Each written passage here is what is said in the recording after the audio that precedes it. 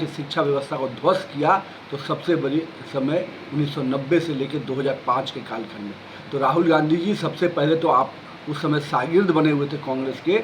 इसके लिए सबसे पहले आपको माफ़ी मांगनी चाहिए कि बिहार को शिक्षा के चुनाव आ रहा है। अब लालू जी और कांग्रेस के लोग अब इस तरह के आंदोलन तो करते रहेंगे, लेकिन मेरा ये मानना है कि मजदूरों के लिए किया क्या है?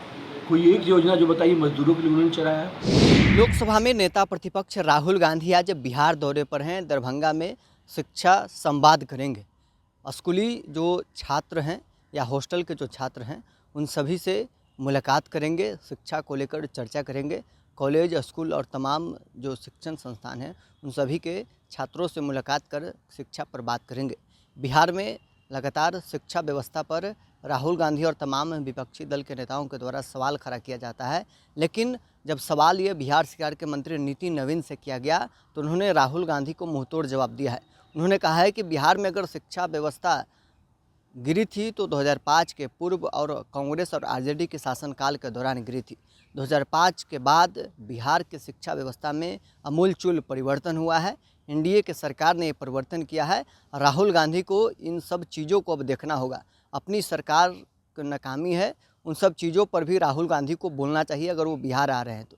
क्या कुछ नितिन नवीन का कहना है, छोड़ जाते हैं आपको इस वीडियो के साथ। सबसे अधिक भूमिका निभाई तो लालू यादव और उनके परिवार यानी उनके शागिर्दों ने निभाई। इस बिहार को जिसका गौरवशाली इतिहास रहा था, यहाँ की यूनिवर्सिटी से लोग सीधे बड़े बड़े स्तर पर जाकर नौकरियाँ पाते थे, वहाँ की शिक्षा व्यवस्था को ध्वस्त किया तो सबसे बड़ी समय 1990 से लेकर 2005 के कालखंड में। तो राहुल गांधी जी, सबसे पहले तो आप उस समय शागिर्द बने हुए थे कांग्रेस के। इसके लिए सबसे पहले आपको माफ़ी मांगनी चाहिए कि बिहार को शिक्षा के से दूर करने का काम आपने किया।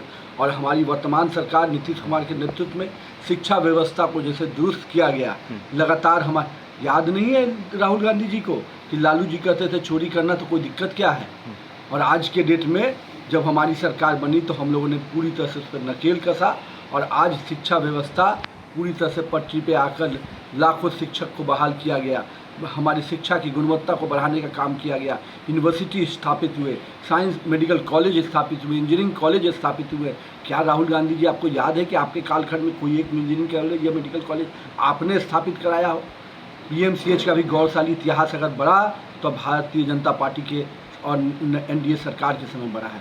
तो राहुल गांधी जी, शिक्षा पर आप बिहार में नहीं बोले तो अच्छा होगा, लेकिन लोग जानते हैं कि आप शिक्षा के ध्वस्त करने वाले लोगों के शागिर्द हैं। चुनाव आ रहा है, अब लालू जी और कांग्रेस के लोग अब इस तरह के आंदोलन तो करते रहेंगे, लेकिन मेरा ये मानना है कि मजदूरों के लिए किया क्या है? कोई एक योजना जो बताइए मजदूरों के लिए उन्होंने चलाया है? आज लेबर एक्ट के तहत लेबर को कई तरह की योजनाओं का सौगात दिया तो नरेंद्र मोदी और नीतीश कुमार की सरकार ने दिया। आज लेबर को, जो लेबर स्टेशन करता है, उसको कई 21 तरह की योजनाओं का लाभ दिया जाता है। आपको जानकारी है क्या राहुल गांधी जी और तेजस्वी यादव जी? तो आपको तो इसकी जानकारी भी नहीं है। चल निकल पड़े हैं केवल मुद्दे बनाने के लिए, लेकिन जनता से जब मुद्दे से सरोकार नहीं होता है तो मुद्दा कोई आंदोलन का मुद्दा नहीं बनता है, केवल आपके राजनीतिक स्टंट का मुद्दा बन सकता है। तेजस्वी यादव जी तो बयानवीर ही है ना। जब पाकिस्तान ने घुटने टेक दिए, पाकिस्तान के डीजीएमओ ने क्षमा याचना के साथ लड़ाई को ख़त्म करने का कहा, तो लड़ाई की रणनीति यही कहती है कि अगर सामने वाला हाथ खड़ा करके माफ़ी मांग ले तो निश्चित रूप से उससे बात उस स्तर पर सीज फायर होता है। और अमेरिका और किसी भी की मदद माननीय प्रधानमंत्री ने स्पष्ट रूप से खारिज की है। लगता है तेजस्वी यादव जी केवल अपने बयान को सुनते हैं, बाकी देश भर में हो रही गतिविधि को नहीं समझ में आता है। सेना ने खुद सामने से कहा कि हमने क्या क्या करके कौशल दिखाया और उसके बाद हमारे पास कितनी क्षमताएं थी, हमने अपनी सीमाओं को अभेद रखा और उनकी सीमाओं में घुस कर मारा। तेजस्वी यादव जी, सेना को आपको अभिनंदन करना चाहिए था। सेना की क्षमता तो नरेंद्र मोदी के समय में बढ़ी है। आपके समय में सेना बंदूक लिए रहती थी, गोली चलाने का आदेश नहीं दिया जाता था। और आज हमारी सेनाओं को स्पष्ट है, अगर उधर से एक गोली चले तो तुम गोला दागने के लिए तैयार रहना।